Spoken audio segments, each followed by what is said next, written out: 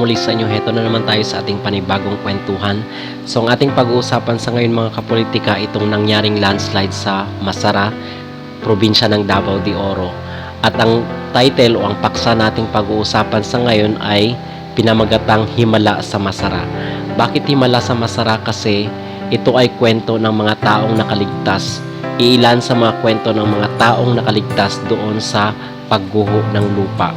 Kung ating matatandaan mga kapolitika is February 6, gabi po iyon ay nangyari itong malawakang landslide. At ayon dito sa balita, ayon dito sa mga larawan is almost half noong buong barangay is natabunan nga nitong rumaragasang lupa o putik. So, ilan sa mga nagbahagi ng kanyang near-to-death experience or second life experience ay itong si JL Blagantio mga kapolitika. At isa ito sa pinapasalamat niya kasi binigyan pa siya ng second chance. So ang sabi dito sa post niya, kasi ito ay nag-viral sa social media, at ang sabi niya dito is okay na raw siya at nagpapasalamat siya sa pangalawang buhay na binigay sa kanya ng Diyos. At ang sabi nga dito is nung araw ng February 6 gabi yon is uwian na ng mga trabahante sa minahan dito sa barangay Masara. At ang sabi niya dito is alas 7 ng gabi pumunta siya doon sa bus kasi sinusundo sila ng bus. Is pumunta siya dito sa loob ng bus at naupo siya. Yung usual na ginagawa niya is nagpapahinga siya, nakaupo, nagsiselfone at kumakain daw ng biscuit. And minutes later is bumaba siya doon sa bus para umihi mga kapolitika, and umakyat siya uli dito sa loob ng bus. Siya ay nakaupo sa likod mismo ng driver. So hindi niya daw nakikilala or hindi na niya na identify sino-sino yung pumapasok at lumalabas doon sa loob ng bus. At ang sabi niya, minutes after that is nakikita na nga niya na nagsisigawan na yung mga kasamahan niya ng landslide. And nakikita niya na rin yung mga bato na tumitilapon doon mismo sa bus kung saan sila nakasakay. At ayon nga sa report is 2 bus nga daw itong natabunan ng lupa. So, nung time na yun na nakita niya na yung mga bato na dinaganan or tumitilapon doon sa loob ng bus is, ang sabi niya, ito na yung time na mamamatay siya. So, ang ginawa niya is pinikit niya na yung kanyang mata and humingi na siya ng tawad sa Diyos. Kasi alam niya na ito na yung time niya. Yun ang sabi niya dito sa post. Pero, nung time na dinilat niya yung mga mata niya is nakikita niya daw yung mga kasamahan niya na gustong lumabas doon sa loob ng bus.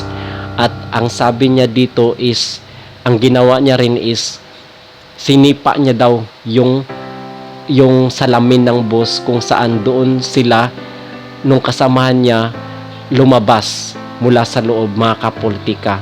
So nakikita niya pa rin daw at naririnig niya na yung lupa is patuloy pa rin sa pagguho mga kapolitika. So ang ginawa niya, kasi ang iniisip niya noon baka siya ay matabunan pa ng lupa, is pumunta sila sa isang safer ground. So pumunta sila doon sa mismong tuktok ng bundok. Until such time mga kapolitika na nakita nila at narinig nila yung mga rescuer.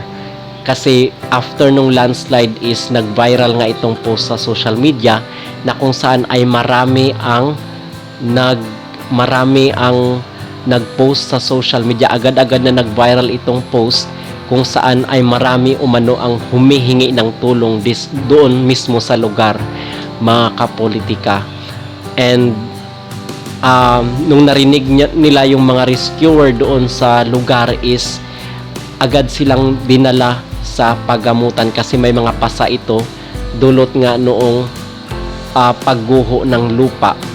And ang sabi nga niya is second life niya na yun mga kapolitika.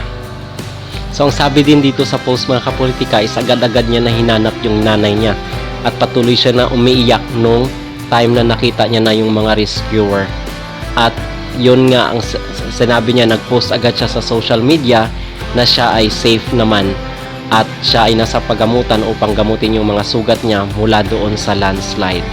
At ang pangalawa naman na ating nakita dito sa social media mga kapolitika ngayong araw, February 9, ay itong post nga na itong bata na na-rescue, itong si Chinchin. At nakita nga natin dito na may himala nga talaga ang Diyos, kasi pag hindi mo pa talaga oras, bibigyan ka ng paraan ng Diyos. Magbibigay ang Diyos ng paraan upang ikaw ay mabuhay.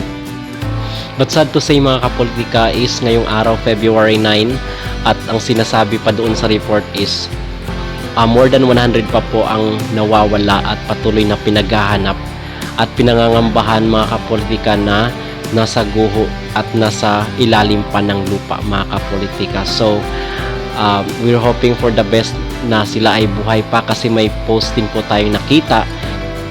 So yun lamang mga kapolitika ang ating kwento sa videong ito. Maraming salamat sa muli sa pagtunghay at pakikinig.